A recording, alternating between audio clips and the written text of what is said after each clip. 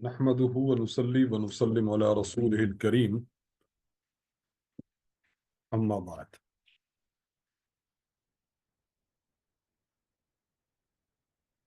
اللہ تعالیٰ کے بے حد فضل اور احسان سے ہمارے حج کورس کا آج تیسرا اور آخری حصہ ہوگا انشاءاللہ العزیز۔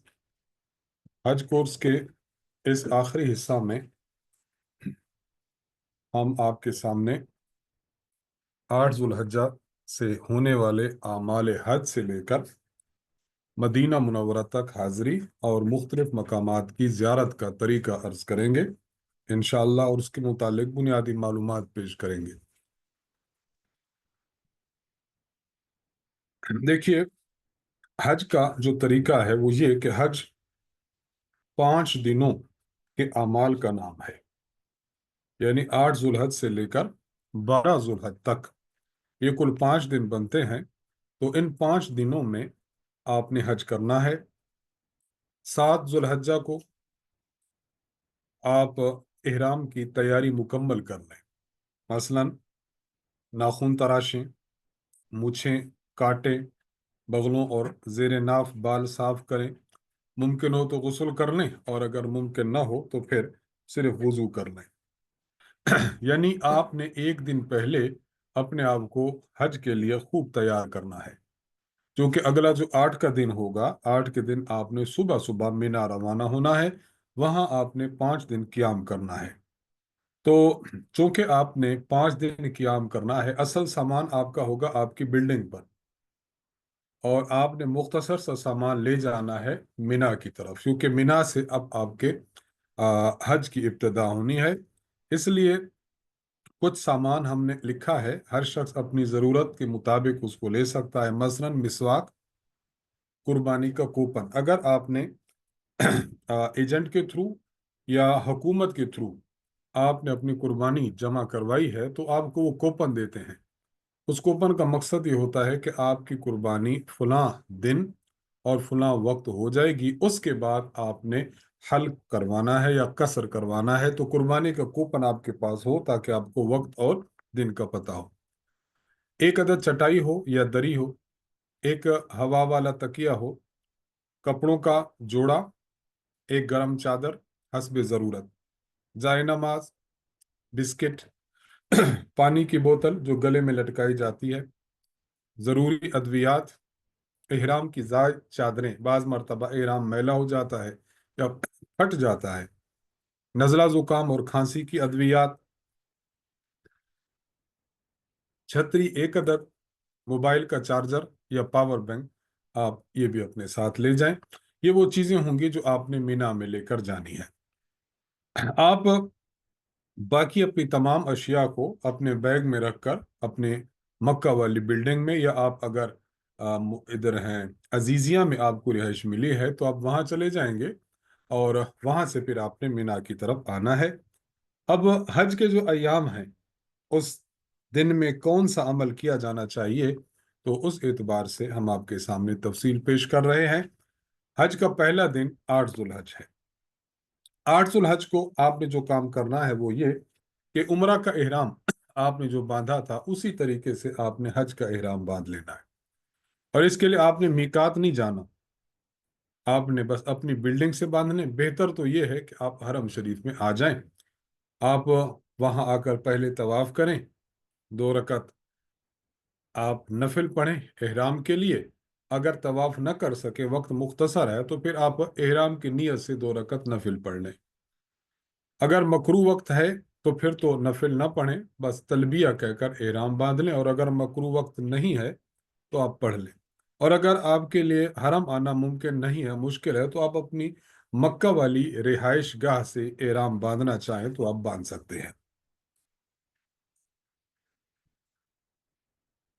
آپ نے حج کی جو نیت کرنی ہے، پہلے ہم نے حج تمتع میں عرض کیا تھا کہ آپ نے عمرہ کی نیت کرنی ہے، اور اگر حج کی نیت ہو تو حج کی نیت یوں کریں گے: اے اللہ، میں تیری رضا کے لیے حج کی نیت کرتا ہوں، اس کو قبول فرما اور میرے لیے آسان فرما۔ اب حج کے احرام کی نیت آپ نے کر لی، پھر 3 مرتبہ آپ نے تلبیہ پڑھنا ہے۔ وہی الفاظ ہیں جو ہم آپ کو پہلے عرض کر چکے ہیں، آپ میرے ساتھ پڑھیے، لبیک اللہم لبیک، لبیک اللہم لبیک، لبیک لا شریک لک لبیک، لبیک لا شریک لک لبیک، ان الحمد ان الحمد والنعمت والنعمت لک والملک لک والملک لا شریک لک، لا شریک لک، لبیک اللہم لبیک، لبیک اللہم لبیک، لبیک لا شریک لک لبیک، لبیک لا شریک لک لبیک، ان الحمد الحمد والنعمت والنعمت لک والملک لک والملک لا شریک لک، لا شریک لک، لبیک اللہم لبیک، لبیک اللہم لبیک، لبیک لا شریک لک لبیک، لبیک لا شریک لک، ان الحمد ان الحمد والنعمت والنعمت لک والملک لک والملک لا شریک لک۔ لا شریک تو لک، جو احرام کی پابندیاں پہلے عرض کی گئی تھیں وہی پابندیاں یہاں پر بھی ہیں۔ آپ نے خوشبو نہیں لگانی، آپ نے بال کاٹنے نہیں، ناخن نہیں کاٹنے، مونچھیں سیٹ نہیں کرنی، اسی طرح داڑھی کے بال نہیں کاٹنے، اپنے سر کو نہیں ڈھانپنا، آپ نے اپنے پاؤں کی ابھری ہوئی جو ہڈی ہے اس کو کھلا رکھنا ہے۔ تو یہ وہ، اور اسی طرح جو خاتون ہے، خاتون نے اپنا چہرہ اس طرح ڈھانپنا ہے کہ اس کا پردہ اس کے چہرے کو نہ لگے بلکہ چہرے سے دور ہو جائے۔ اس کے لیے ہیٹ والی جو چادر ہے وہ لے لی جائے، ہیٹ پہنے، اس کے سامنے جو پردہ ہوگا وہ اس خاتون کے چہرے سے دور ہو جائے گا۔ تو اس طرح انسان پھر محرم بن جاتا ہے اور احرام کی پابندیاں اس پر عائد ہو جاتی ہیں۔ اس اعتبار سے آپ نے چند مسائل سمجھنے، ہم کوشش کریں گے کہ اگر جو بھی عمل ہم پیش کریں اس سے متعلقہ معروف مسائل آپ کے سامنے ہم رکھ دیں۔ اگر مزید تفصیل دیکھنی ہو تو استاد جی متکلم اسلام مولانا محمد الیاس گھمن صاحب دامت برکاتہم کی کتاب حج عمرہ کو ملاحظہ فرمائیں گے، یہاں ہم اختصار کے ساتھ ان مسائل کو پیش کریں گے۔ دیکھیے، یہ جو ہم نے طریقہ کار پیش کیا ہے کہ آپ نے پہلے عمرہ کیا پھر حج کیا، تو یہ تمتع حج کرنے والے شخص کے لیے ہے۔ جس بندے نے حج افراد کا احرام باندھا ہے یا حج قران کا ہے، اس کو آج 8 ذو الحجہ کو نئے احرام باندھنے کی ضرورت نہیں ہے۔ جو احرام اس کا پہلے سے چلا آ رہا ہے وہی احرام اس نے یہاں قائم رکھنا ہے، اسی احرام کے ساتھ اس نے اپنا حج کرنا ہے۔ اسی طرح مرد حضرات نے جو تلبیہ پڑھنا ہے قدر بلند آواز سے، لیکن جو خواتین ہیں، خواتین نے آہستہ آواز سے پڑھنا ہے۔ جب سورج نکل آئے، سورج نکلنے کے بعد آپ نے مینا کی طرف روانہ ہونا ہے۔ بس اگر آپ پرائیویٹ گئے ہیں یا آپ گورنمنٹ کے تھرو گئے ہیں تو پھر وہاں پر آپ کے لیے بسیں مہیا ہوتی ہیں، آپ کو وقت بتا دیا جاتا ہے، اس وقت میں آپ نے اپنی بلڈنگ سے باہر اپنا سامان لے کر آ جانا ہے۔ تو جب سواری میں سوار ہوں، سواری سے اتر رہے ہوں، صبح و شام نمازوں کے بعد حجاج کرام سے ملتے ہوئے کثرت سے تلبیہ پڑھنا ہے۔ اور یہ حج کا تلبیہ ہے، یہ کب تک پڑھنا ہے؟ جب آپ 10 ذو الحجہ کو شیطان کو کنکر ماریں گے اس وقت تک آپ نے تلبیہ پڑھنا ہے۔ اور عمرہ کا تلبیہ کب تک ہوگا؟ جب آپ کعبۃ اللہ پر پہلی نظر ڈالیں گے تو عمرہ کا تلبیہ اس وقت ختم ہوگا۔ کل یہ بات عرض کی تھی۔ دعائیں بہت سی مانگیں اور یہ دعا مانگا کریں، اللہم انی اسألک رضاک والجنہ واعوذ بک من غضبک والنار۔ اے اللہ، میں آپ سے آپ کی رضا اور جنت کا سوال کرتا ہوں اور آپ کی ناراضگی اور جہنم سے کی آگ سے میں آپ کی پناہ مانگتا ہوں۔ انسان یہ دعا بار بار کرتا رہے، بار بار کرتا رہے۔ دیکھیے، مینا میں آپ آئے ہیں، آپ نے اپنی بلڈنگ پر فجر کی نماز پڑھ لی ہے۔ مینا میں جب آئیں گے تو مینا میں 5 نمازیں پڑھنا مسنون ہے۔ 8 ذو الحجہ کی ظہر، عصر، مغرب، عشاء اور 9 ذو الحجہ کی فجر، یہ نمازیں آپ نے 5 مینا میں پڑھنی ہیں اور یہ 5 نمازیں وہاں پر پڑھنا مسنون ہے۔ تو بلڈنگ سے آپ آ گئے مینا میں، مینا میں آ کر ہم نے 5 نمازیں پڑھ لی ہیں۔ اب 9 ذو الحجہ کی صبح کو ہم وہاں پر موجود ہیں۔ 9 ذو الحجہ یہ عرفہ کا دن شمار ہوتا ہے۔ اب 9 ذو الحجہ عرفہ کا دن ہے اور یہ حج کا دوسرا دن ہے۔ حج کے اس دوسرے دن میں پہلا کام تو ہم نے یہ کرنا ہے کہ صبح کو نماز فجر پڑھیں اور تکبیر تشریق کہنا شروع کر دیں، اللہ اکبر لا الہ الا اللہ اللہ اکبر وللہ الحمد۔ تلبیہ بھی ساتھ ساتھ چلے گا آپ کا، اور تکبیرات تشریق بھی چلیں گے، اور تکبیرات تشریق یہ واجب ہیں، ہر نماز کے بعد، فرض کے بعد آپ نے ایک بار پڑھنی ہے۔ آپ تلبیہ پڑھتے رہیں، ناشتہ وغیرہ کریں، جب فارغ ہو جائیں تو عرفات جانے کا آپ سامان لیں، تیاری کریں، اور بہت مختصر سامان اپنے ساتھ لے جائیں، اور اطمینان کے ساتھ وہاں سے روانہ ہوں۔ اگر وہاں پر آپ کو گاڑی میسر ہو تو بہت اچھا، وگرنہ انسان جو ہے وہ تلبیہ پڑھتے ہوئے، ذکر و اذکار کرتے ہوئے، ہر اونچی نیچی جگہ سے اترتے چڑھتے ہوئے انسان تلبیہ ساتھ ساتھ پڑھتا رہے گا۔ اور کوشش کریں کہ صبح ناشتہ کر کے جب نکلیں گے آپ تو زوال سے پہلے پہلے آپ عرفات کے میدان میں پہنچ جائیں۔ وہاں جب آپ پہنچ جائیں گے تو وہاں پہنچ کر آپ کھانا کھائیں، آرام کریں، وضو کریں یا غسل کریں۔ البتہ آپ اگر وضو کریں گے تو وضو کرنا یہ افضل ہے۔ وقوف عرفہ جو ہے وہ زوال کے بعد شروع ہو جاتا ہے، اس لیے زوال کے بعد آپ وقوف کریں۔ وقوف کیا ہے کہ اللہ تعالیٰ کی طرف آپ متوجہ رہیں اور شام تک تلبیہ پڑھتے رہیں، استغفار پڑھتے رہیں، چوتھا کلمہ پڑھتے رہیں، دعائیں گڑ گڑا کر مانگتے رہیں۔ وقوف عرفہ میں کھڑے ہو کر آپ دعائیں کریں، یہ مستحب ہے، اور اگر بیٹھ کر کریں تب بھی یہ جائز ہے۔ ایک بات یہاں اچھے طریقے سے سمجھے کہ دیکھیے میدان عرفات میں دو نمازیں، یعنی ظہر کی نماز اور عصر کی نماز، ان کو اکٹھا کرنا جائز ہے۔ کیا معنی؟ کہ عصر کی نماز کو آپ ظہر کے وقت میں پڑھیں گے، اور اس کو اکٹھا کیسے کرنا ہے اس کے لیے چند شرائط ہیں۔ اگر یہ شرائط پائی جائیں تو احناف کے نزدیک یہ دو نمازیں اکٹھی کرنا جائز ہے، اور اگر یہ شرطیں نہ پائی جائیں تو پھر آپ اپنے خیموں میں ظہر کے وقت میں ظہر کی نماز پڑھیں اور عصر کے وقت میں عصر کی نماز پڑھیں۔ وہ شرائط کیا ہے؟ پہلی شرط یہ ہے کہ مسجد نمرہ کا جو امام ہے وہ امام المسلمین یا اس کا نائب ہو، اور یہ جو امام ہوتا ہے وہ امام المسلمین کا نائب ہوتا ہے، وہ حکومت اور گورنمنٹ کی طرف سے طے شدہ ہوتا ہے۔ نمبر دو، یہ دونوں کی دونوں نمازیں ظہر کے وقت میں اکٹھی کی جائیں۔ اس لیے اگر ظہر کا وقت گزر کر عصر کا شروع ہو گیا، اب جمع نماز والا طریقہ نہیں ہوگا، اب آپ کی ظہر قضا شمار ہوگی۔ نمبر تین، تیسری اور اہم یہ ہے کہ اگر امام مقیم ہے تو نماز پوری پڑھائے، مسافر ہے تو قصر کرے۔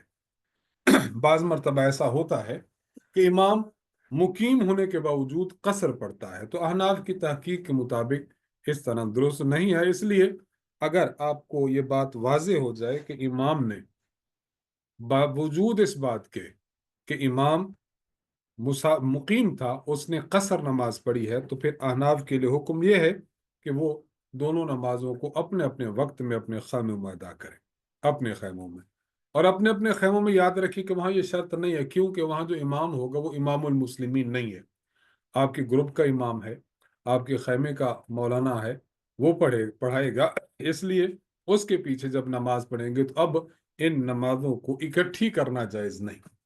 ظہر کو اب ظہر کے وقت میں پڑھیے اور عصر کو عصر کے وقت میں پڑھیے۔ جب آپ عرفات کے میدان میں ہوں گے، آپ نے عصر کی نماز پڑھ لی ہے، اب عرفہ کے میدان میں دعائیں کرتے رہیں، اپنی ذات کے لیے، اپنے گھر والوں کے لیے، دوست احباب کے لیے، قوم و ملت کے لیے، تمام عالم اسلام کے مسلمانوں کے لیے آپ نے دعائیں کرنی ہیں۔ جب مغرب کی نماز کا وقت ہو جائے اور سورج غروب ہو جائے، تو سورج غروب ہو تو آپ نے وہاں مغرب نہیں پڑھنی، مغرب پڑھے بغیر آپ نے میدان عرفات کو چھوڑ دینا ہے، اور آپ وہیں سے چلیں مزدلفہ کی طرف۔ وہاں مستقل نشانات لگے ہوئے ہیں، رات کا چونکہ وقت شروع ہو چکا ہوتا ہے تو بہت زیادہ لائٹنگ ہوتی ہے، بہت زیادہ لائٹنگ ہوتی ہے، اس لیے وہاں انسان اگر انہی اشاروں کو فالو کرتے ہوئے چلتا رہے تو وہ آسانی کے ساتھ مزدلفہ پہنچ جاتا ہے۔ راستے میں وہاں فوارے بھی ہوتے ہیں جہاں سے ہلکا ہلکا پانی گر رہا ہوتا ہے، راستے میں خدمت کے لیے بہت سے لوگ ہوتے ہیں، کوئی جوس پیش کر رہا ہے، کوئی کھانے کی چیز دے رہا ہے، کوئی زمزم کا پانی پیش کر رہا ہے. تو عرفات کے میدان سے جب مزدلفہ آپ آئیں گے تو بالکل آسانی کے ساتھ جب آئیں گے. جب آپ مزدلفہ پہنچ جائیں گے تو مزدلفہ پہنچ کر مغرب کی نماز اور عشاء کی نماز کو آپ نے اکٹھا کرنا ہے. مزدلفہ میں مغرب اور عشاء کو اکٹھا پڑھنا واجب ہے. وہاں پر چند شرائط کے ساتھ محض جواز تھا اور یہاں واجب ہے. طریقہ یہ ہوگا کہ عشاء کا وقت جب ہو جائے تو آپ نے ایک اذان اور ایک اقامت کے ساتھ پہلے مغرب کے فرض پڑھیں، پھر فوراً عشاء کے فرض پڑھیں. اس کے بعد پہلے مغرب کی سنتیں پڑھیں، پھر عشاء کی 2 سنتیں پڑھیں اور آخر میں آپ نے 3 رکعت وتر پڑھ لینی ہے.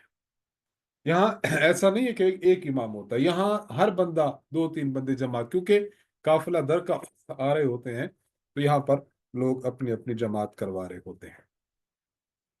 مزدلفہ کے میدان میں جب آپ آئیں گے تو یہاں پر آپ نے چند مسائل سمجھنے ہیں. اور یہ آپ آئے ہیں عرفات سے.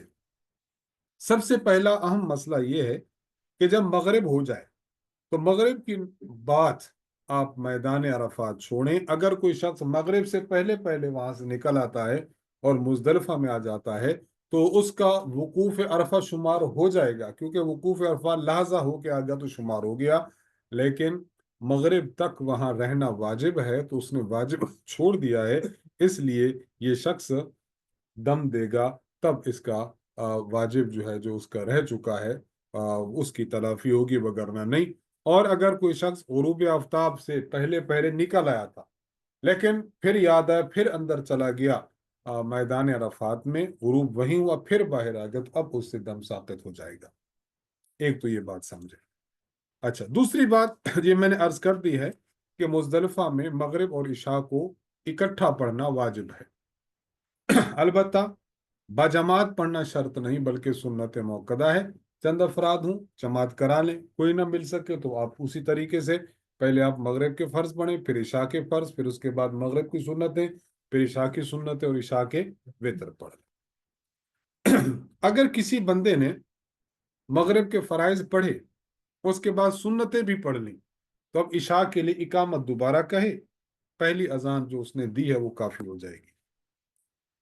ایک بات یاد رکھے، جو وقوف عرفہ ہم نے عرض کیا ہے کہ 9 ذوالحج کو آپ نے عرفہ کے میدان میں جانا ہے. وقوف عرفہ یہ حج کا رکن ہے، یہ فرض ہے. اگر کوئی بندہ وقوف عرفہ نہیں کرتا، بس مینا سے نکلا مزدلفہ پہنچ گیا پھر واپس آ گیا، تو اس کا حج نہیں ہوگا، حج نہیں ہوگا. مشرکین مکہ اپنا امتیاز ثابت کرنے کے لیے مزدلفہ جاتے اور مزدلفہ سے واپس آ جاتے، یعنی آگے تک نہ جاتے میدان عرفات میں. اللہ تعالیٰ نے قرآن کریم میں فرمایا کہ اب وہاں سے آپ واپس لوٹو جہاں سے لوگ واپس لوٹے، من حیث افاض الناس. آپ مغرب پڑھے بغیر عرفات سے آ چکے ہیں مزدلفہ میں. آپ یہاں پر قیام کریں، ذکر و اذکار کریں، تلاوت کریں، توبہ اور استغفار کریں، اور آپ رات کو یہاں پر قیام کریں. مزدلفہ میں ایک بات یاد رکھیں کہ مزدلفہ میں آپ نے 70 کنکر چن لینے ہیں اور کسی تھیلی میں یا کوئی پلاسٹک کی بوتل میں اس کو محفوظ کر لیں. جو کنکر ہوں گے اس کا سائز چھوٹے یا بڑے چنے کے برابر ہو، یہ کنکر آپ لے لیں گے. اگر تھیلی موجود ہے، جس طرح ہم نے شروع میں کچھ آپ کو ضروریات کی چیزیں لکھوائی تھی، تو اس میں ایک تھیلی لکھوائی تھی جس میں آپ نے کنکر جمع کرنے ہیں. تو کنکر آپ نے دھو لیں، صاف ستھرے کر لیں، کیونکہ مٹی ہوتی ہے، اس کے دھو کے آپ نے 70 کنکر محفوظ کر لیے. 70 کنکر آپ محفوظ کر لیتے ہیں تو پھر آپ ان کو رکھ لیں. اب رات آپ نے قیام یہاں پر کرنا ہے. جب صبح طلوع فجر ہوگا تو اب 10 ذوالحج کا دن شروع ہو چکا ہوگا. جب آپ 10 ذوالحج کا دن شروع ہو جائے، یہ ہمارے حج کا تیسرا دن ہوگا. اس میں اب آپ کہاں پر ہیں؟ مزدلفہ میں ہیں. آپ مزدلفہ میں ہیں تو آپ صبح صادق کے بعد اندھیرے ہی میں آپ نے نماز فجر ادا کر لینی ہے. فجر کی سنتیں پڑھیں، فرض پڑھیں، پھر جماعت کے ساتھ آپ نے اندھیرے میں ادا کرنی ہے. نماز پڑھنے کے بعد قبلہ رخ ہو جائیں، تسبیحات فاطمی ہیں اور لا الہ الا اللہ چوتھا کلمہ تلبیہ کثرت کے ساتھ پڑھیں، اور دعا کے لیے دونوں ہاتھ پھیلا دیں. اپنے لیے مانگیں، اہل و عیال کے لیے مانگیں، دوست احباب کے لیے مانگیں۔ اب دیکھیے آپ نے یہ دعا شروع کی تھی اندھیرے میں، آہستہ آہستہ آہستہ آہستہ روشنی شروع ہو رہی ہے، تو جب روشنی خوب پھیل جائے اس وقت تک آپ یہ عمل دعا کا جاری رکھیں۔ یہ ہے وقوف مزدلفہ۔ تو وقوف مزدلفہ یہ واجب عمل ہے، اگر کسی نے بلا عذر چھوڑ دیا تو اس پر دم واجب ہوتا ہے۔ وقوف عرفہ کے حوالے سے چند بات آپ یاد رکھیں۔ نمبر 1، وقوف مزدلفہ واجب ہے، اور صبح صادق سے لے کر جب طلوع آفتاب تک یہ ہوتا ہے، البتہ جب صبح کی روشنی خوب پھیلنے لگے اس وقت تک آپ وقوف کر لیں تو آپ کا وقوف مزدلفہ ہو چکا ہے۔ اگر کوئی بغیر عذر کے کرتا ہے، ترک کرتا ہے، تو پھر اس پر دم لازم آئے گا۔ لیکن بعد مرتبہ کوئی بہت بوڑھا ہے، کچھ خواتین ہیں، وہ راتوں رات مینا میں جانا چاہتی ہیں، تو ان جیسے افراد کے لیے جن کا عذر ہو وہاں سے جانا اور مینا میں چلے جانا اس کی اجازت ہوتی ہے۔ اب ان پر کسی قسم کا کوئی دم نہیں ہوگا۔ جب سورج نکلنے والا ہو تو انسان ذکر و اذکار کرتا رہے، تلبیہ پڑھتا رہے، اور وہاں سے مینا کی جانب روانہ ہو۔ یعنی اب مینا سے مزدلفہ سے جو ہی نکلے گا تو راستے میں سورج نکل آئے گا، بس یہ چلتا چلا جائے، چلتا چلا جائے۔ آج کون سا دن ہے؟ 10 ذو الحجہ۔ 10 ذو الحج کو اس نے مینا میں آنا ہے، اور مینا میں پہنچ کر اس بندے نے 3 کام کرنے ہیں۔ 3 کام کرنے ہیں۔ آپ نے 3 کام بالترتیب وہ عرض کرتے ہیں، آپ نے وہ کرنے ہیں۔ مینا میں آپ 10 کی دن بھی رہیں گے، 11 ذوالحج بھی رہیں گے، اور 12 ذوالحج کو بھی آپ نے مینا میں رہنا ہے۔ ہاں، طواف زیارت جو حج کا رکن ہے اس کے لیے آپ نے پھر مکہ جانا ہے، طواف زیارت کر کے پھر واپس آپ نے مینا میں آ جانا ہے، ایک دن آپ نے مکہ جانا ہوگا۔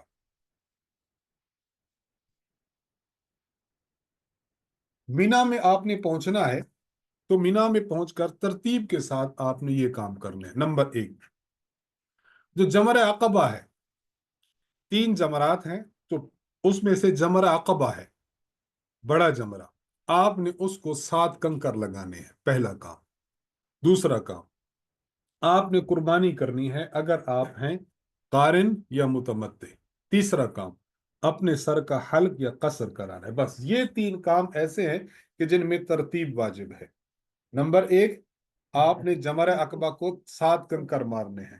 نمبر 2، قربانی کرنی ہے، اور نمبر 3، سر یا کا حلق یا قصر کرنا ہے۔ ان میں ترتیب واجب ہے۔ اگر کس نے ترتیب الٹ کر دی، مثلا اس نے ابھی کنکر نہیں مارے تھے، پہلے قربانی کر دی، یا قربانی سے پہلے حلق کر دیا، یا حلق سب سے پہلے کر دیا بعد میں اس نے باقی کام کیے ہیں، تو اس سے اس بندے پر دم واجب ہوگا، دم واجب ہوگا۔ کنکری مارنے کے لیے طریقہ کار یہ ہے کہ جمرہ سے آپ کم از کم 5-7 ہاتھ دور ہوں۔ ہر کنکری پر آپ نے بسم اللہ واللہ اکبر کہنا ہے، اور اس طرح ماریں کہ جو جمرہ ہے نا، جمرے کی جڑ میں کنکری گرے۔ اگر جڑ میں اس کو نہیں لگتی لیکن اس احاطے میں گر جاتی ہے، تب بھی اس کنکری کو آپ شمار کریں گے۔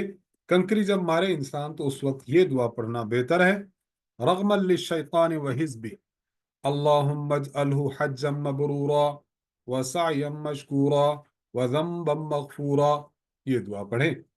شیطان اور اس کے گروہ کو ذلیل اور رسوا کرنے کے لیے میں یہ کنکریاں مار رہا ہوں، اے اللہ میرے اس حج کو قبول فرما، میری محنت و کوشش کو باعث اجر فرما، اور گناہوں کو معاف فرما۔ یہ آپ نے جو ہے وہ کرنا ہے۔ رمی کے حوالے سے چند مسائل سمجھ لیں۔ پہلی بات تو یہ ہے کہ 10 ذو الحجہ کی جو رمی ہے اس کا جو مسنون وقت ہے وہ طلوع آفتاب سے زوال آفتاب تک ہے، یعنی سورج نکلے تب آپ نے رمی شروع کرنی ہے۔ اگر کسی نے سورج نکلنے سے پہلے رمی کر لی ہے تو اس کی رمی نہیں ہوگی۔ ہاں، سورج غروب آفتاب تک اگر کوئی کرتا ہے تو بلا کراہت جائز ہے۔ مسنون وقت کون سا ہوا؟ طلوع آفتاب سے زوال تک، یہ مسنون ہے۔ اگر کوئی اس کے بعد کرتا ہے اور غروب آفتاب تک کرتا ہے، یہ بھی بلا کراہت جائز ہے۔ اور اگر کوئی غروب آفتاب سے لے کر صبح صادق تک کسی وقت میں کر لیتا ہے، شمار تو ہو جائے گی لیکن یہ فعل مکروہ ہوگا۔ البتہ کوئی ضعیف ہے، کچھ خواتین ہیں، وہ اس وقت جاتے ہیں، چونکہ اس وقت رش بہت کم ہوتا ہے، بہت کم رش ہوتا ہے۔ ضعیف لوگ اگر وہ اس رش میں اور بھیڑ میں جائیں گے تو پھر بعض مرتبہ کچلے جانے کا اندیشہ ہوتا ہے۔ اس لیے اگر کوئی ایسا شخص ہے کہ جو وہاں پر جاتا ہے اور غروب آفتاب کے بعد جاتا ہے، مغرب کے بعد جاتا ہے، تو تب بھی اس کی رمی شمار ہو جائے گی، لیکن یہ عذر کے ساتھ ہو تو جائز ہے، بغیر عذر ہو تو بلا وجہ تاخیر کرنا مکروہ ہے۔ ایک بات تو یہ جمرہ عقبہ وہ ایک ہی جمرہ ہے، باقی جمرات کے گرد انہوں نے نشان لگائے ہوتے ہیں اور اس کو ایک ٹیپ کے ذریعے وہ بند کر رہے ہوتے ہیں کہ یہاں آپ نے رمی نہیں کرنی۔ جمرہ عقبہ کو کنکری مارے تو اس وقت تلبیہ آپ نے بند کر دینا ہے۔ یہ ایک بات یاد رکھیں، 10 ذو الحجہ کی جو رمی ہے، آپ نے جمرات کو مارنے کے بعد دعا کے لیے نہیں ٹھہرنا، بس آپ نے جمرہ مار کر فوراً چلے جانا ہے۔ یہ پہلا دن ہوگا۔ پہلے دن کی اس رمی میں یہ 3 اہم مسائل ہیں جو ہم نے آپ سے عرض کیے۔ تو پہلا کام کیا کرنا ہے؟ 10 ذو الحجہ کو رمی کرنی ہے۔ دوسرا کام یہ کرنا ہے کہ آپ نے قربانی کرنی ہے۔ قربانی کرنے کا طریقہ یہ ہے کہ اگر آپ حج قران کر رہے ہیں یا حج تمتع کر رہے ہیں تو قربانی واجب ہے، حج افراد کر رہے ہیں تو پھر قربانی مستحب ہے۔ جس صورت میں قربانی واجب ہے تو ترتیب بھی واجب ہے، اور جہاں قربانی مستحب ہے تو ترتیب واجب نہیں ہے۔ آپ اگر ترتیب رکھنا چاہیں تو مستحب ہے، نہ رکھنا چاہیں تو پھر کوئی حرج نہیں ہے۔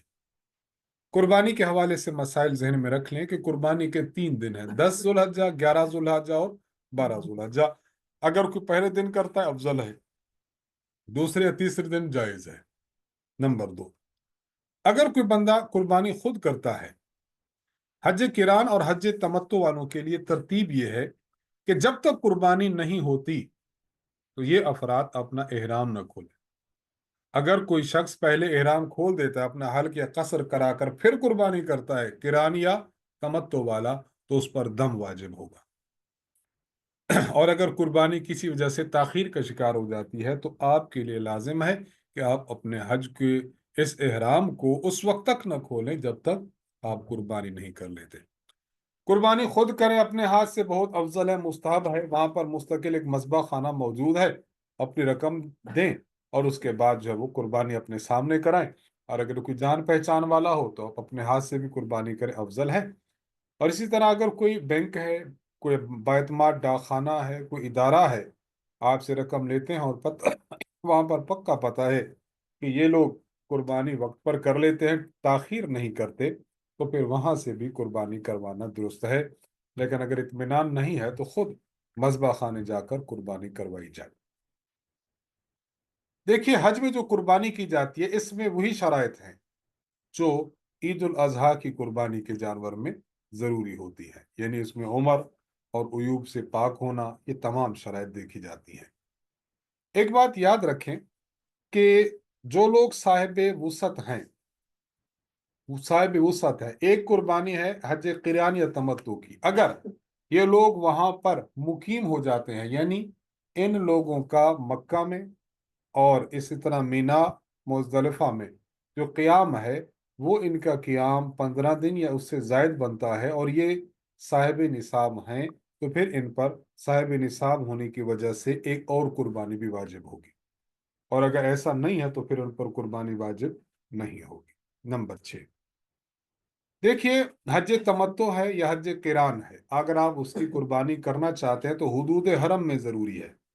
اگر کوئی بندہ اس کے علاوہ قربانی کرنا چاہے حدود حرم سے باہر تو یہ قربانی جائز نہیں ہے۔ ہاں، وہ قربانی جو آپ کی مالی وسعت کی وجہ سے جو عید الاضحیٰ کی قربانی کہلاتی ہے وہ آپ اپنے گھر میں بھی کر سکتے ہیں اور وہیں پر بھی کرنا چاہے تو کر سکتے ہیں۔ 2 کام ہو گئے، رمی کرنا، قربانی کرنا، اور تیسرا کام کیا ہے؟ حلق یا قصر کرنا۔ حلق یا قصر کرنا، یہ تیسرا کام ہے۔ دیکھیے، حلق یا قصر مینا میں سنت ہے اور حدود حرم میں جائز ہے۔ اگر کسی نے حدود حرم چھوڑ کر باہر کہیں حلق کرا لیا تو اس پر دم لازم آئے گا۔ اور ان تینوں کاموں میں جمرہ عقبہ کی رمی، कुर्बानी, हल्क या कसर, इसमें भी तरतीब वाजिब है, जैसा कि हमने पहले अर्ज किया। अगर कोई इसमें रद्दो बदल कर देता है तब भी इस पर दम वाजिब है। एक बात जरा याद रखें, अगर किसी बंदे ने 10 जुल्हज्जा को ये तीनों काम कर लिए और उसने अपना हल्क भी करा लिया, तो हल्क कराने या कसर कराने की सूरत में ये एहराम से निकल जाएगा। एहराम की जो पाबंदी इस पर पहले से थी, अब वो पाबंदी खत्म हो गई। अब आप खुशबू लगाना चाहें तो लगा सकते हैं, अपने मूछें सेट कराना चाहें, बाल सेट कराना चाहें, नाखून आप काटना चाहें तो बिल्कुल इसकी इजाजत है। आप सिले हुए कपड़े पहनना चाहें, सर ढांपना चाहें, बिल्कुल इसकी इजाजत है। लेकिन एक चीज है जो इंसान के लिए हलाल नहीं है, वो ये है कि अब बीवी से सोहबत करना, ये बोसो किनार करना, ये इंसान के लिए हलाल नहीं है। ये कब हलाल होगा? जब ये जाएगा और तवाफ ज़ियारत करेगा तो बीवी उसके लिए हलाल हो जाएगी। तवाफ ज़ियारत ये हज का अहम रुकन है, और ये आपने कब करना है? ये आपने आज 10 जुल्हज्जा से शुरू करना है और आपने इसे 12 जुल्हज कि मगरिब से पहले पहले तक इसको कर लेना है। अगर कोई शख्स इस तरह नहीं करता और ताखीर कर देता है तो उस पर दम वाजिब होगा, दम वाजिब होगा। आपने चूंकि एहराम अपना खोल दिया, हल्क या कसर करा लिया, तो अगर आपके सादा कपड़े हैं ना, आम कपड़े, तो आम कपड़ों में भी जाकर आप ये तवाफ कर सकते हैं। इसके लिए आपको मक्का जाना होगा। जब तवाफ कर चुके तो रात का क़याम आपने मिना में करना है। मिना में रात का क़याम ये मसनून है। इस हवाले से चंद मसाइल ये समझ लें कि देखें, ये जो 4 काम थे ना, रमी, कुर्बानी, हल्क या कसर और तवाफ ज़ियारत, इनमें से पहले 3 जो है इनमें तरतीब वाजिब है, और तवाफ ज़ियारत और इनके दरमियान तरतीब वाजिब नहीं है बल्कि मुस्तहब है। लिहाजा अगर कोई बंदा रमी करने के बाद तवाफ ज़ियारत कर लेता तो ठीक है, इसमें कोई हर्ज की बात नहीं है। और अगर एक बंदे ने मिना आया नहीं है, बल्कि वो बंदा मुजदलफे बराह रास्त चला गया, मुजदलफा से बैतुल्ला और तवाफ ज़ियारत करके आ गया, तो तवाफ ज़ियारत फिर भी हो जाएगा, लेकिन इस तरह करना मकरूह है। दम बहरहाल इससे लाजिम नहीं होगा। तवाफ ज़ियारत का वही तरीका है जो हमने पहले अर्ज कर दिया है कि हमने हजर असवद से शुरू करना है और यूं 7 चक्कर मुकम्मल करने हैं, और उसके बाद 2 रकत वाजिब तवाफ पढ़नी है। इससे हज हमारा तवाफ़ी ज़ियारत हो जाएगा। और बाकी कारिन है या मुफरिद है, उसके क्या अहकाम है, बिल्कुल इब्तिदा में हम अर्ज कर चुके हैं। तवाफ़ ज़ियारत जब इंसान कर लेता है तो उसके लिए तमाम चीज़ें, हत्ता कि उसकी बीवी भी उस पर हलाल हो जाती है। अब बीवी से बोसो किनार और हम बिस्तरी जायज़ हो जाती है। और अगर कोई 12 जुल्हज्जा तक नहीं करता, 13 हो जाती है, फिर तवाफ़ी ज़ियारत करता है, तो उस पर दम लाजिम आएगा। अलबत्ता एक बात याद रखें, अगर कोई औरत ऐसी है जिसको इन दिनों में अयाम आ चुके हैं, मेंसेस शुरू हो गए हैं, अब तवाफ़ ज़ियारत कहाँ होता है? मस्जिद हराम में, काबतुल्लाह में, बैतुल्लाह में जाएंगे, वो तो मस्जिद है। ऐसी औरत कि जो अयाम में हो, उसके लिए मस्जिद जाना जायज नहीं है। इसलिए ये औरत अपने पाकी के अयाम का इंतजार करेगी। जब पाक हो जाएगी, पाक होकर ये 14, 15, 16 जब भी पाक हो जाए, जाकर ये तवाफ़ ज़ियारत कर ले। अब जो ताखीर हुई है क्योंकि उज़ुर की वजह से, इसलिए औरत पर दम वाजिब नहीं होगा, क्योंकि ताखीर उज़ुर की वजह से हो चुकी है। हज का चौथा दिन यह है 11 जुल्हज। 11 जुल्हज आप कहाँ पे हैं? मिना में। आज भी आपने कल कंकई मारी है सिर्फ और सिर्फ एक जमरा को, तो हमने आज जो 11 जुल्हज है, आज कंकर मारेंगे हम तीनों जमरा, पहला, दूसरा और तीसरा। हर जमरे को 7-7 कंकर मारने हैं, और मारने का वही तरीका है जो पहले हमने अर्ज कर दिया है। जमरा उला, उसको आपने जब कंकर मारने हैं, कंकर मार के फिर थोड़ा सा आगे बढ़कर एक तरफ हो जाए, बैतुल्लाह की तरफ रुख करें और दुआ मांगे। फिर उसके बाद आपने जमरा वुस्ता की तरफ जाना है, उसको 7 कंकर मारें, 7 कंकर मार के एक तरफ हो जाए, बैतुल्लाह की तरफ रुख करके फिर दुआ करें। और जब जमर अक़बा तीसरे कंकर जमरे को कंकर मारेंगे, तो अब उसके लिए आपने दुआ के लिए नहीं खड़ा होना, अब आपने वहां से आगे चलते चले जाना है। ये आपने करने हैं। और जब कंकर मार कर आ जाएं तो फिर मीना में अपने खेमे में आ जाएं, तिलावत करें, नमाजें पढ़ें, दुआ करें, तौबा इस्तिगफार करें। आज भी आपने यहीं रहना है। ये देखिए, एक तो मसला समझ लें कि पहला जो दिन था उसकी रमी कब शुरू हो रही थी। तुलुए आफताब से लेकर जवाल तक ये मसनून वक्त है। जवाल से लेकर गुरूब आफताब तक बिला कराहत जायज है। गुरूब आफताब से तुलुए फजर तक ये मकरूह है, लेकिन खवातीन और ज़ईफ़ों के लिए मकरूह नहीं है। लेकिन 11 ज़ुल्हज की जो रमी होगी, ये इसका जो वक्त होगा जवाल के बाद शुरू होगा। अगर कोई शुरू शुरू में करके आ जाता है तो ये दुरुस्त नहीं है, उसको दोबारा करना लाजिम होगा। जवाल के बाद शुरू हो जाएगा, जवाल से लेकर गुरूब आफताब तक मुस्तहब वक्त है।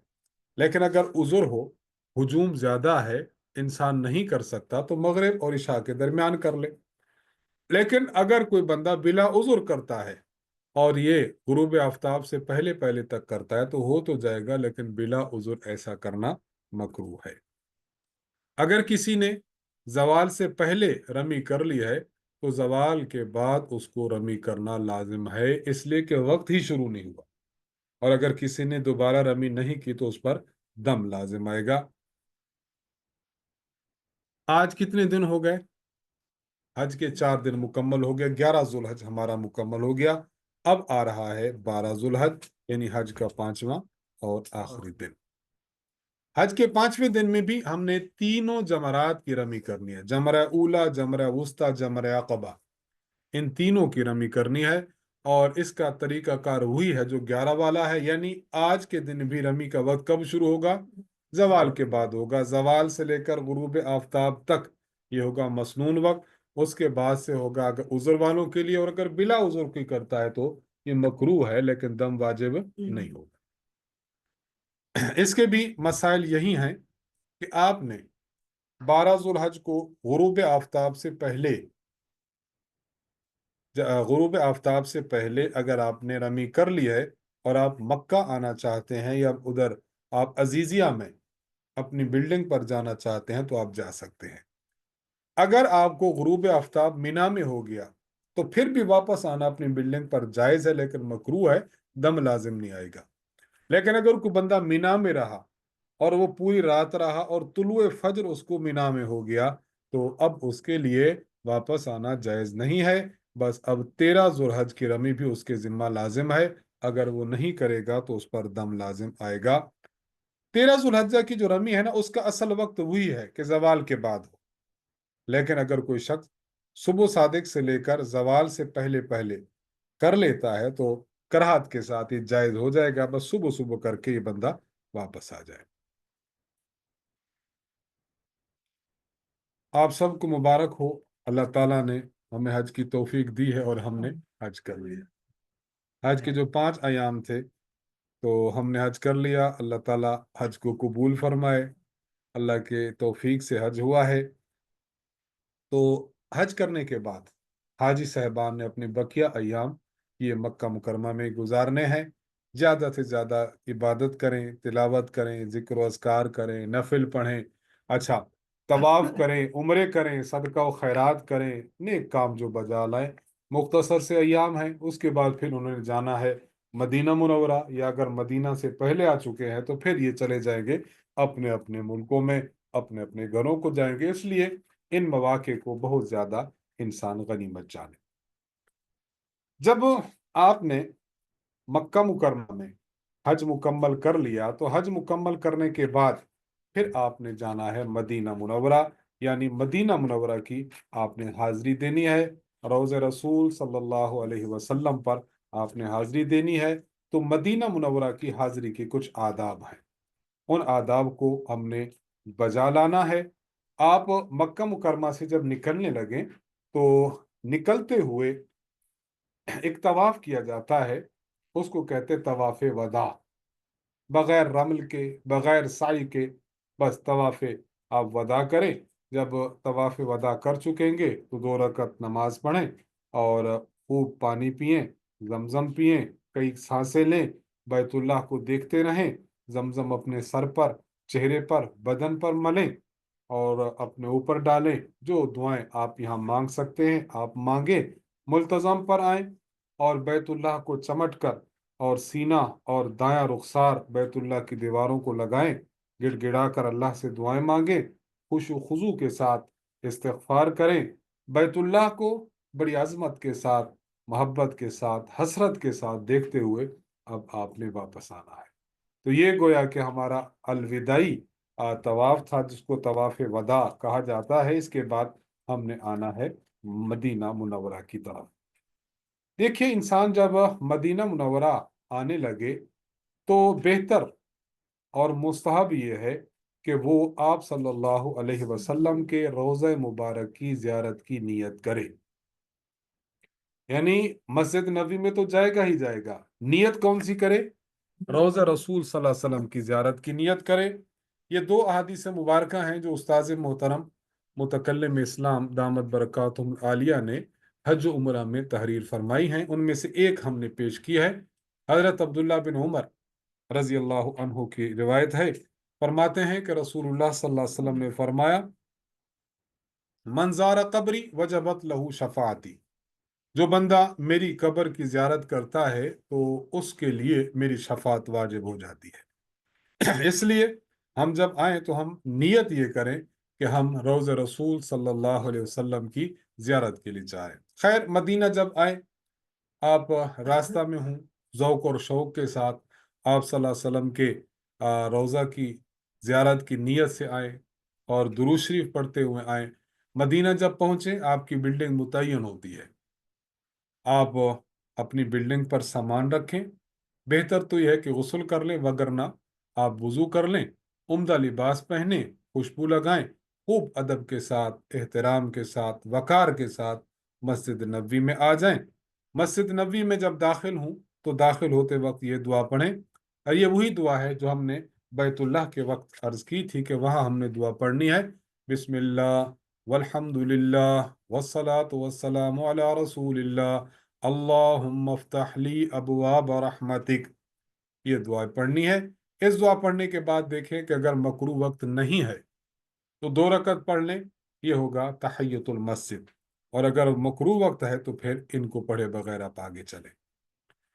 रोज़े रसूल सल्लल्लाहु अलैहि वसल्लम पर जब हाजिरी देंगे तो रोज़े रसूल की हाजिरी के वक्त जब इंसान आए तो जाली मुबारक से 4-5 हाथ के फासले पर आप सल्लल्लाहु अलैहि वसल्लम की कब्र के सामने अदब के साथ, एहतराम के साथ इंसान खड़ा हो और इस तरह खिदमत अक़दस में सलाम पढ़े, अस्सलामु अलैका अय्युहन नबी व रहमतुल्लाहि व बरकातुहू, अस्सलातु वस्सलामु अलैका या रसूल अल्लाह, अस्सलातु वस्सलामु अलैका या नबी अल्लाह, अस्सलातु वस्सलामु अलैका या हबीब अल्लाह, अशहदु अल्ला इलाहा इल्लल्लाहु वहदहु ला शरीका लह व अशहदु अन्ना मुहम्मदन अब्दुहु व रसूलुहु, अशहदु अन्नका रसूलुल्लाह, क़द बल्लग़्तर रिसालह व अद्दैतल अमानह व नसहतल उम्मह व जाहदत फ़ी अम्रिल्लाहि हत्ता क़बज़ रूहक हमीदम महमूदा, फ़जज़ाकल्लाहु अन सग़ीरिना व कबीरिना खैरल जज़ा। ये दुआ इंसान पढ़े आप सल्लल्लाहु अलैहि वसल्लम के रोज़े अतहर पर हाजिरी देते वक्त। फिर आगे एक कदम चले और हजरत सिद्दीक अकबर रज़ी अल्लाह ताला अन्हु की कब्र के सामने खड़ा हो और यूं उनकी खिदमत में सलाम पेश करें, अस्सलामु अलैका या खलीफत रसूलिल्लाहि अबा बकर सिद्दीक, जज़ाकल्लाहु अन उम्मत मुहम्मदिन खैरा। आप पर सलामती हो ऐ रसूलुल्लाह सल्लल्लाहु अलैहि वसल्लम के खलीफा अबू बकर सिद्दीक, अल्लाह ताला आपको उम्मत मुहम्मदिया की तरफ से बेहतरीन बदला अता फरमाए। ये करने के बाद फिर आगे कब्र मुबारक है हजरत उमर फारूक रजी अल्लाह अन्हु की, उनकी खिदमत में जाकर सलाम का तोहफा पेश करना है। तो एक कदम आगे चले तो वहां जाकर खड़े हूं और यूं सलाम अर्ज करें, अस्सलामु अलैका या अमीरल मुमिनीन उमर अल फारूक अल्लज़ी अअज़्ज़ल्लाहु बिल इस्लाम, जज़ाकल्लाहु अन उम्मत मुहम्मदिन खैरा। آپ پر سلامتی ہو اے امیر المؤمنین عمر فاروق، جن کے ذریعے اللہ نے اسلام کو عزت عطا فرمائی۔ اللہ تعالیٰ آپ کو امت محمدیہ علی صاحبہ الصلاۃ والسلام کی طرف سے بہترین جزا عطا فرمائے۔ اگر آپ نے کسی کا سلام پیش کرنا ہے، مثلا ہم گئے ہیں اور ہم نے سلام پیش کرنا ہے استاذ محترم دامت برکات عالیہ کا، تو کسی کا سلام پیش کرتے ہوئے انسان یوں درخواست کرے، یا رسول اللہ، استاذ محترم مولانا محمد الیاس گھمن بن حافظ شیر بہادر کی طرف سے سلام قبول فرمائیں، وہ آپ کی شفاعت کے طلبگار ہیں۔ اپنے والدین کی طرف سے، دوست اقارب کی طرف سے، جنہوں نے آپ کو کہا ہے، ان کی طرف سے جب آپ سلام پیش کریں گے تو یوں روضہ اقدس پر سلام پیش کریں۔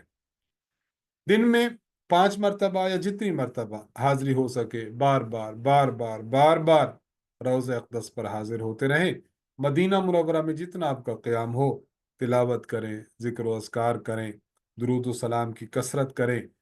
مرد حضرات کے لیے کہ وہ مسجد نبوی میں باجماعت نماز کا اہتمام کریں، خواتین جو ہے وہ اپنی بلڈنگ پر نماز ادا کریں۔ ہاں، بعض مرتبہ خواتین روضہ رسول پر آتی ہیں، اس وقت اگر نماز کا عین وقت ہو جاتا ہے تو وہاں پر جو خواتین کے لیے نماز کی جگہ ہے وہاں پڑھ لے، اس کے بعد پھر اپنی جگہ پر چلی جائے۔ اس کے علاوہ انسان کو چاہیے کہ انسان اس کے علاوہ دیگر مقدس مقامات کی زیارت کرے، اور جنت البقیع ہے، مسجد قباء ہے، میدان احد ہے، شہدائے احد ہیں، ان کی زیارت کے لیے جائے، تاکہ وہ منظر جو حضرت صلی اللہ علیہ وسلم کی زندگی میں تھے ان کی زیارت کرے، کہ اس جگہ حضور علیہ الصلوۃ والسلام کی جو وہ بیٹھتے تھے، یہ جگہ حضور علیہ السلام کا ممبر ہے، یہ ممبر اور آپ کے روضہ اقدس کے درمیان کی جگہ ریاض الجنہ ہے، تو ان چیزوں کا انسان بہت اہتمام کرے۔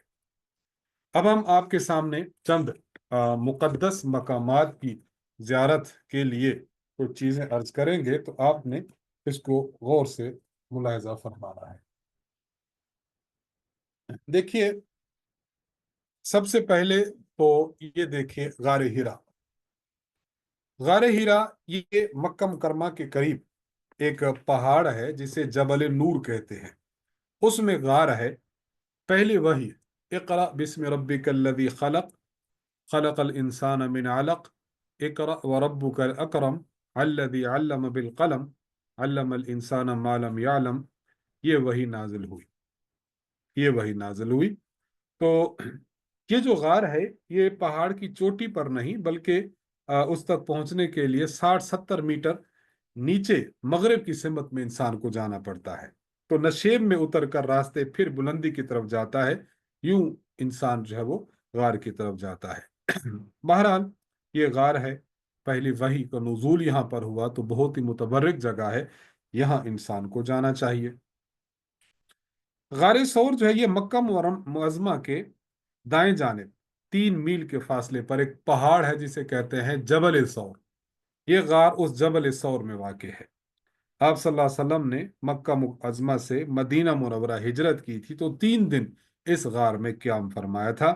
قرآن کریم میں ہجرت کا بیان کرتے ہوئے جس غار کا ذکر کیا گیا ہے وہ یہی ہے، اذ ہما فی الغار، کہ جب اللہ کے نبی اور حضرت صدیق اکبر رضی اللہ عنہ اس غار میں تھے، تو اس غار کا ذکر یہ وہ غار ہے۔ حضرت ابوبکر صدیق رضی اللہ عنہ پہلے اس غار میں گئے، جا کر انہیں غار کو صاف کیا اور پھر حضور صلی اللہ علیہ وسلم کو اس غار میں اندر لائے۔ اللہ کے حکم سے غار کے دہانے پر جو مکڑی ہے اس نے جالا تانا تھا۔ مشرکین قدموں کے نشانات سے چلتے چلتے اس غار کے دہانے پر پہنچ گئے تھے، اور اندر سے آپ صلی اللہ علیہ وسلم اور صدیق اکبر ان کے پاؤں کو دیکھ رہے تھے، لیکن اللہ تبارک و تعالیٰ نے ان کو بچا لیا، ان کو بچا لیا۔ جنت المعلی یہ مکہ مکرمہ کا ایک خاص قبرستان ہے۔ جنت البقیع کے بعد جنت المعلی جو ہے وہ دنیا میں افضل ترین قبرستان سمجھا جاتا ہے۔ یہ کعبہ سے مشرقی جانب قریب ہی واقع ہے۔ اس قبرستان میں حضور صلی اللہ علیہ وسلم کے رشتہ داروں میں حضرت ام المومنین امی عائشہ رضی اللہ عنہا، دیگر صحابہ و تابعین اور اولیاء و صالحین کے قبور مبارکہ موجود ہیں۔ बैतुल्लाह के मगरबी जानिब तकरीबन 1 से 1.5 किलोमीटर के फासले पर यह है। पैदल भी इंसान वहां से चले तो बिल्कुल करीब है, वहां पर पहुंच जाता है। और आम हुज्जाज किराम और मकामी लोगों को भी इस कब्रिस्तान में दफन करने की इजाजत हुआ करती है। ये हजरत खदीजतुल कुबरा रदी अल्लाह ताला अन्हा की कब्र मुबारक है। हजरत खदीजा रसूलुल्लाह सल्लल्लाहु अलैहि वसल्लम की पहली ज़ौजा हैं, और नुज़ूल वही के बाद जब नबी अलैहिस्सलाम तशरीफ लाए थे तो हजरत खदीजा रजी अल्लाह अन्हा ने आप अलैहिस्सलाम को तसल्ली दी कि अल्लाह तबारक व ताला आपको ज़ाय नहीं फरमाएंगे, क्योंकि आप में मकारिम अखलाक मौजूद हैं। नबी अलैहिस्सलाम को इससे तसल्ली हुई। आप अलैहिस्सलाम की औलाद सिवाय हजरत इब्राहीम रजी अल्लाह अन्हो के सब हजरत खदीजतुल कुबरा से है, और नबी अलैहिस्सलाम की जो हजरत इब्राहीम औलाद हैं वो हजरत मारिया किब्तिया से है। इनकी जिंदगी में नबी अलैहिस्सलाम ने मजीद निकाह नहीं किया था। हजरत खदीजतुल कुबरा रदी अल्लाह अन्हा। मस्जिद खीफ ये मिना में मौजूद है, मिना में मौजूद है। यहाँ पर जो है वो बहुत ही अजमत वाली चीजें हैं, बहुत बड़ा मजमा यहाँ पर हुआ करता है। ये मीना के खेमे हैं। जब हम मीना में जाते हैं तो मीना में हुज्जाज किराम के लिए खेमे होते हैं, बहुत बड़े खेमे हैं। यहाँ एयर कंडीशन तक भी मौजूद होता है, वगरना एयर कूलर मौजूद होते हैं। क्योंकि गर्मी बहुत होती है तो खेमों की साख इस तरह बनाई गई है कि इस खेमा में फिर गर्मी नहीं लगती, इस खेमा में फिर इंसान को गर्मी नहीं लगती। जबल रहमत मैदान अरफात में वाक़ एक पहाड़ है जिसे जबल रहमत भी कहा जाता है। तो ये अरफा जो है अरबी जुबान में ऊंची जगह को कहते हैं। इस पहाड़ी का नाम भी फिर यहीं पड़ गया है। जबल रहमत का जो कुतर है, वो डायमीटर जिसे कहते हैं, वो तकरीबन 100 मीटर है, और इसकी बुलंदी 60 मीटर है। ये पहाड़ी हल्के सब्जी माइल छोटे बड़े पत्थरों और भुरभुरी मिट्टी से बनी हुई है। नबी सल्लल्लाहु अलैहि वसल्लम ने की जो ऊंटनी थी, हज्जतुल वदा के मौका पर वो यहाँ खड़ी थी, और वहां पर अब ऐन वहीं पर एक बहुत ऊंचा जो एक मीनार बना दिया गया है। जबल रहमत के चारों जानिब मैदान अरफात मौजूद है। हाजी जो हैं जब यहाँ पर जाते हैं तो इसकी जियारत के लिए भी जाते हैं। मस्जिद मशअर हराम ये मुजदलफा में मौजूद है, और हुज्जाज किराम जब जाते हैं तो मुजदलफा में आकर इसकी भी जियारत करते हैं। ये मस्जिद आयशा है, हजरत आयशा रजी अल्लाह ताला अन्हा की तरफ मंसूब है, और ये मक्का के करीब है, तनईम में वाक़ है। यहाँ से हजरत आयशा रजी अल्लाह अन्हा ने इहराम बांधा था। ये मस्जिद नबवी अला साहिब सलात वसलाम है। बैतुल्लाह के बाद सबसे अजीम मस्जिद ये मस्जिद नबवी है। नबी सल्लल्लाहु अलैहि वसल्लम का रोज़ा मुबारक यहाँ है। जो सब्ज गुंबद है ये आप सल्लल्लाहु अलैहि वसल्लम का रोज़ा मुबारक है। ये मुआजा शरीफ है। यहाँ खड़े होकर इंसान आप सल्लल्लाहु अलैहि वसल्लम की खिदमत में शफात की दरख्वास्त करता है, दुरूद व सलाम का हदिया पेश करता है। उसके बाद बिल्कुल मुत्तसिल हज़रत अबू बकर सिद्दीक और उसके साथ हज़रत उमर फारूक रजी अल्लाह अन्हुमा के कबूर मुबारक है।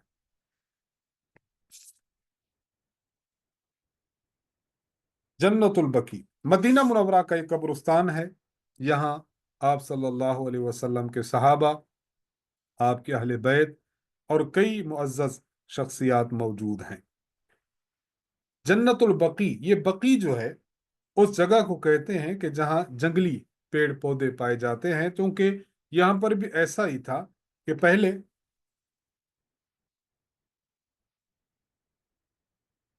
के यहाँ पर बहुत ज्यादा पेड़ पौधे पाए जाते थे, और कांटेदार औसत यानी गरकत का दरख्त था, इसलिए इसको बकी गरकत भी कहा जाने लगा।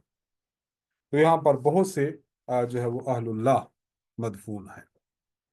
मस्जिद कुबा तारीख इस्लाम की पहली मस्जिद है जो मदीना मुनव्वरा से 3 किलोमीटर के फासले पर है। एक बस्ती है, इसको कुबा कहते हैं।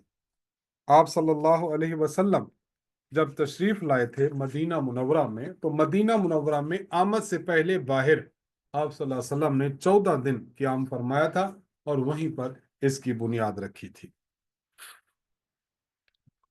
اور یہ وہ مسجد ہے کہ جس کے اہلیان کے لیے اللہ تعالیٰ نے قرآن کریم میں آیت نازل کی تھی، اور اس مسجد کو مسجد تقوی بھی کہتے ہیں۔ مسجد قبلتین، قبلتین یعنی دو قبلوں والی مسجد۔ مدینہ منورہ کا ایک محلہ تھا بنو سلمہ، اس میں یہ مسجد تھی۔ جب سن 2 ہجری میں تحویل قبلہ کا حکم آیا تھا تو نبی علیہ الصلوۃ والسلام اور صحابہ نماز ہی میں انہوں نے اپنا رخ بیت المقدس سے بیت اللہ کی طرف کر لیا، کیونکہ ایک نماز میں صحابہ اور حضور نے 2 قبلوں کی طرف اسی مسجد میں کھڑے ہو کر نماز پڑھی تھی، اس لیے اس مسجد کو مسجد قبلتین یعنی 2 قبلوں والی مسجد کہا گیا۔ یہ مسجد بیر روما کے قریب واقع ہے۔ وہ بیر روما یاد ہوگا آپ کو، حضرت عثمان رضی اللہ عنہ نے جو ایک 35,000 دراہم میں ایک کنواں خرید کر وقف کر دیا تھا مسلمانوں کے لیے، تو اس کے قریب یہ مسجد ہے۔ مسجد کا جو یہ داخلی حصہ یہ آپ دیکھ رہے ہیں، یہ والا قبہ، یہ قبہ دار ہے، اور خارجی حصہ جو ہے وہ محراب کے شمال طرف ہے۔ عثمانی سلطان سلیمان اعظم نے 1543 ہجری میں اس کو دوبارہ تعمیر کرایا تھا۔ جبل احد، مدینہ منورہ کے شمال میں یہ ایک پہاڑ واقع ہے، اور 1077 میٹر اس کی بلندی ہے۔ اس مقام پر مشرکین مکہ اور مسلمانوں کے درمیان دوسرا غزوہ پیش آیا تھا، جسے غزوہ احد کہتے ہیں۔ نبی علیہ الصلوۃ والسلام اس پہاڑ کے متعلق فرمایا کرتے تھے، جبل احد یحبنا ونحبہ، جبل احد کو ہم سے محبت ہے اور ہمیں جبل احد سے محبت ہے۔ امام بخاری رحمہ اللہ کی صحیح بخاری میں روایت ہے کہ نبی علیہ السلام ایک مرتبہ جبل احد پر چڑھے، آپ کے ہمراہ حضرت صدیق اکبر، حضرت عمر اور حضرت عثمان رضی اللہ عنہم تھے۔ پہاڑ ہلنے لگا تو حضور نے اس پر اپنا پاؤں مارا اور فرمایا، اے احد ٹھہر جا۔ تو اس پر ایک نبی، ایک صدیق اور 2 شہید ہیں۔ تو اتنا عظیم الشان پہاڑ ہے، اس کی بھی زیارت کرتے رہنا چاہیے۔ میدان بدر، یہ وہ میدان ہے جس میں اسلام کا پہلا معرکہ لڑا گیا۔ مسلمان جو ہے وہ بے سر و سامانی کے عالم میں تھے، بہت مختصر ان کے پاس آلات جنگ اور آلات حرب تھے، لیکن اللہ تعالیٰ نے اس جنگ میں مسلمانوں کو فتح نصیب فرمائی۔ 70 کفار مارے گئے جو ان کے بڑے بڑے سردار تھے، اور 70 کو انہوں نے قید کر لیا تھا، اور بہت مال غنیمت ان کا مسلمانوں کے ہاتھ آیا تھا۔ بیر روما، یہ بیر روما وہی ہے جسے بیر عثمان بھی کہا جاتا ہے، بیر عثمان بھی کہا جاتا ہے۔ نبی علیہ الصلوۃ والسلام نے اس کے متعلق فرمایا تھا کہ جو شخص اس کنویں کو خرید کر رفاع عامہ کے لیے وقف کرے گا تو اللہ تبارک و تعالیٰ اس کے لیے جنت عطا فرمائیں گے۔ تو بشارت جنت کا سبب یہ تھا، حضرت عثمان رضی اللہ تعالی عنہ نے پھر اس شخص سے خریدا تھا اور خرید کر اس کو مسلمانوں کے لیے وقف کر دیا تھا۔ تو بحمد اللہ تعالیٰ یہ بہت بڑی زیارات ہیں۔ انسان جب مدینہ منورہ میں ہو تو مدینہ منورہ کے بھی، اور جب مکہ مکرمہ میں ہو تو مکہ مکرمہ میں ان زیارات کو دیکھا کرے اور ان کے جایا کرے، تو انشاءاللہ العزیز وہ اسلام کا وہ عظیم الشان پس منظر اور اسلام کی وہ ایک تاریخ یہ انسان کو جو ہے وہ محسوس ہوگی۔ حج کا جو کورس تھا، اللہ تعالیٰ کے فضل و کرم سے اور ہمارے استاذ محترم کی دعاؤں کی برکت سے اور آپ تمام احباب کی توجہات سے الحمدللہ پائے تکمیل کو پہنچا۔ اللہ تعالیٰ سے دعا ہے کہ اللہ تعالیٰ اس حج کورس کی برکت سے ہم سب کو حج بیت اللہ نصیب فرمائے، آمین ثم آمین۔ اللہ تعالیٰ اپنے گھر کی زیارت نصیب فرمائے، اپنے پاک پیغمبر صلی اللہ علیہ وسلم کے روضہ اطہر کی زیارت نصیب فرمائے، وہاں درود و سلام کا ہدیہ پیش کرنے کی توفیق عطا فرمائے۔ حج کے مسائل پوچھنے کے لیے ہم اپنا نمبر آپ کے سامنے شیئر کر رہے ہیں، تو اس نمبر کو احباب نوٹ فرما لیں۔ حج کے مسائل آپ نے پوچھنے، اور حج کے ایام میں انشاءاللہ العزیز ہم آپ کی سوالات کے جوابات کے لیے حاضر خدمت رہیں گے، اور اگر آپ احباب نے اس حوالے سے مزید کوئی رہنمائی چاہنی ہو تو انشاءاللہ وہ بھی ہم حاضر خدمت رہیں گے۔ اللہ تعالیٰ آپ کا پڑھنا پڑھانا سب کا پڑھنا پڑھانا اپنی بارگاہ میں قبول اور منظور فرمائے۔ اقول قولی ھذا وآخر دعوانا ان الحمد للہ رب العالمین۔ الحمد للہ رب العالمین والعاقبۃ للمتقین والصلاة والسلام علی خیر خلقہ محمد وآلہ وصحبہ اجمعین۔ اللہم انت السلام ومنک السلام تبارک یا ذا الجلال والاکرام۔ یا اللہ، آپ کی توفیق سے ہم نے حج کو پڑھایا ہے اور احباب نے پڑھا ہے۔ استاذ محترم متکلم اسلام مولانا محمد الیاس گھمن صاحب حافظہ اللہ کی زیر نگرانی منعقد ہوا، جو ای مرکز نے اس کا انتظام فرمایا۔ اے اللہ، اس کورس کے منعقد کرنے پر ہمارے استاذ محترم کو، ہمارے ای مرکز کی انتظامیہ کو خاص اجر عطا فرما۔ جن احباب نے اس کورس میں شرکت کی ہے، اے اللہ، ان کے شرکت کرنے کو اپنی بارگاہ میں قبول فرما۔ اس کورس کو یا اللہ ہم سب کے لیے باعث اجر فرما، اور اس کورس کی برکت سے یا اللہ ہمیں حج بیت اللہ نصیب فرما۔ یا اللہ، مرکز اہل سنت والجماعت کو دن دگنی رات چگنی ترقی عطا فرما۔ مرکز کی ضروریات کا سامان خزانہ غیب سے فرما۔ خصوصی طور پر ہماری مسجد خاتم النبیین صلی اللہ علیہ وسلم زیر تعمیر ہے، یا اللہ اس کی تعمیر کو جلد از جلد پائے تکمیل تک پہنچا۔ مرکز اہل سنت و آنے والے تمام طلباء کے علم و عمل میں، حافظہ ذہانت میں ترقیات عطا فرما۔ مرکز کے فیض کو پورے عالم میں عام فرما۔ ہمارے استاذ محترم کے علوم سے ہم سب کو مستفید فرما۔ ان کی محنت، ان کی جد و جہد کو پورے عالم میں عام فرما اور ثمر بار فرما۔ استاذ محترم کی جان میں، مال میں، عزت و آبرو میں برکات نصیب فرما، اور ان کے فیض سے پورے عالم کو مستفید فرما۔ وصلی اللہ تعالی علی خیر خلقہ محمد وآلہ وصحبہ اجمعین برحمتک یا ارحم الراحمین۔ السلام علیکم ورحمۃ اللہ وبرکاتہ۔